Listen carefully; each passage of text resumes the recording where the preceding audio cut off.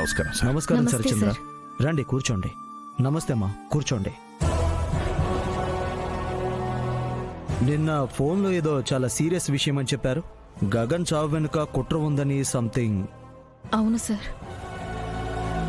కానీ మా దగ్గర ఉన్న రిపోర్ట్స్ ప్రకారం గగన్ అరెస్ట్ నుంచి తప్పించుకోవడానికి ప్రయత్నించాడు, పోలీసుల మీద దాడి చేశాడు, పరిస్థితులు అదుపు చేయలేక సూర్య కాల్పులు జరపవలసి వచ్చిందని రిపోర్ట్లో ఉంది.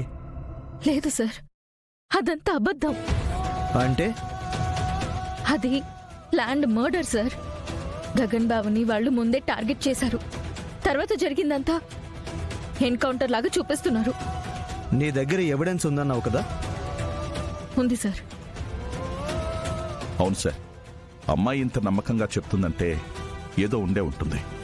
ఒకసారి చూడండి. సరే, ఎవిడెన్స్ ఏంటమ్మా? సూర్య పర్సనల్ ఫోన్ సార్. సూర్య ఫోనా? అవును సార్. నాకు వేరే దారి లేక తీసుకోవాల్సి వచ్చింది. నన్ను క్షమించండి. కానీ ఆధారాలు లేకుండా నేను మీ ముందుకు రావాలనుకోలేదు. ఏముంది అందులో? Call recording sir. ఎవరితో మాట్లాడినవి? అది నేను చెప్పడం ఎందుకు సార్, మీరే వింటే అర్థమవుతుంది. సరే, చూపించమ్మా.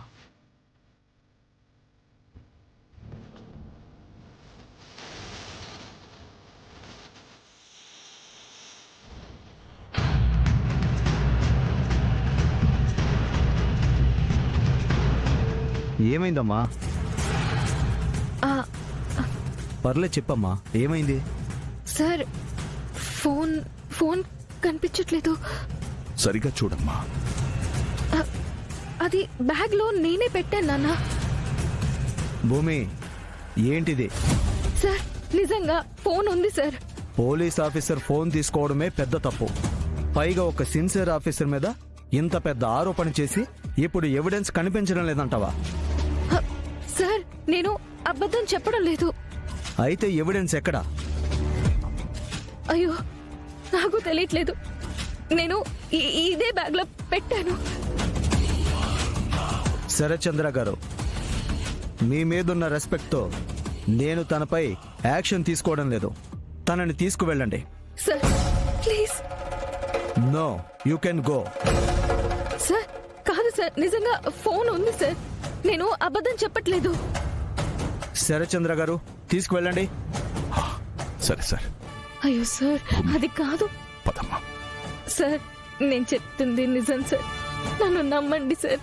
నేనే ఫోన్ ని బ్యాగ్ లో పెట్టాను సార్. అమ్మా భూమి, సార్, ప్లీజ్ సార్. రా. నాన్న. Sorry sir. హ్మ్.